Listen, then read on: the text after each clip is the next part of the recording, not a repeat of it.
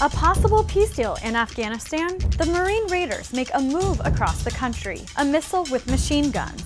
An Iwo Jima hero looks back. All on this week's briefing. Let's take a look.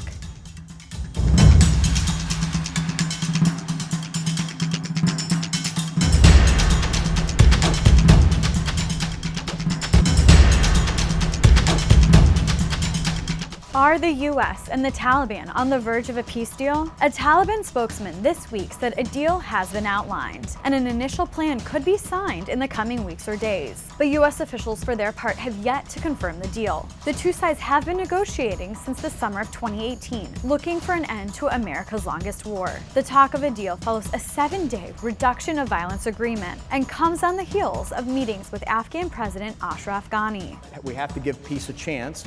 That the best, if not only way forward in Afghanistan is through a political agreement. The potential announcement also comes after a recent insider attack in Afghanistan that killed 2 U.S. Special Forces troops. More on this as it develops. For now, let's check in on the Marines.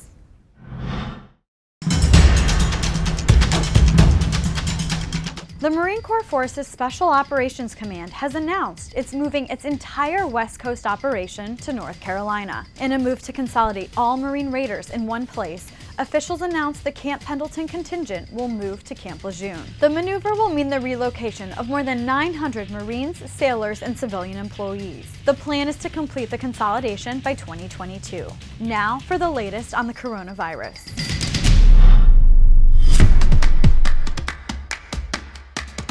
Evacuees from a cruise ship quarantined for coronavirus exposure have touched down at 2 Air Force bases. Planes carrying the evacuees landed this week at Lackland and Travis Air Force bases in Texas and California. Aboard were Americans that had been held on a cruise ship where some passengers had contracted the deadly virus. The U.S. citizens are due to undergo another 14-day quarantine at the military facilities.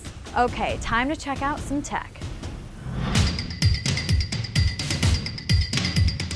Were World War I helmets more protective than modern Kevlars? A new study from Duke University says that might be the case. The research measured which helmets through history best withstood overhead blasts from different types of artillery. The winner?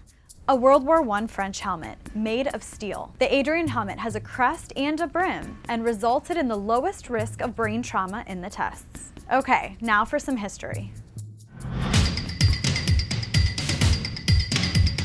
75 years ago this week, the first of about 70,000 Marines stormed ashore on Iwo Jima to take the island from the Japanese in one of the costliest battles of the Pacific. Among the Marines was now 96-year-old Woody Williams. As a young corporal, Williams earned the Medal of Honor on Iwo for taking out multiple enemy pillboxes with a flamethrower. Williams sat down with Military Times recently to talk about what it was like. Take a look. Well, you know, there's some memories that you would just love to eradicate from your mind and can't. And then there are other memories that you wish you could bring back and you can't.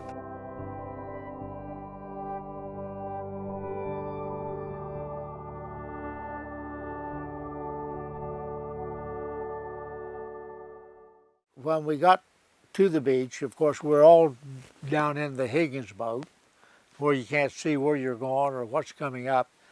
But as soon as you hit the beach, the front of the thing goes down and everybody runs out.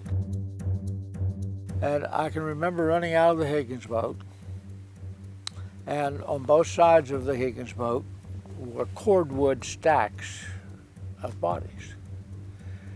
We had no place to put our dead.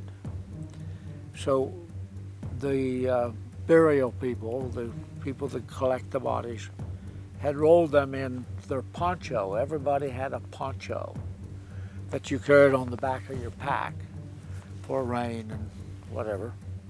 And they'd rolled them in their poncho and just stacked them up. You know, and they were 5, 6 feet tall, just rows of them.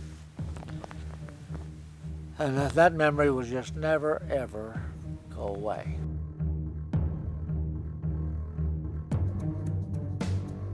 The sand itself,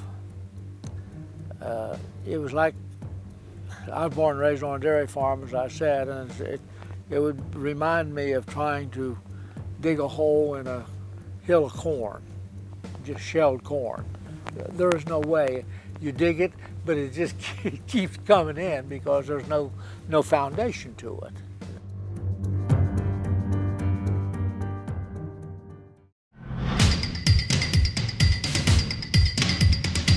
And in this week's Outgoing rounds, DARPA is at it again, this time with an unmanned flying machine gun. Recent budget documents show the Weapons Development Agency is looking to build what amounts to a gun system combined with a missile. The program is dubbed Gunslinger. The agency requested $13 million in the 2021 budget to explore the idea. This system would be able to engage both air and ground-based targets. Keep an eye out. And from the Israeli Defense Forces comes a compilation of troops proposing to troops and other lucky partners, released around Valentine's Day.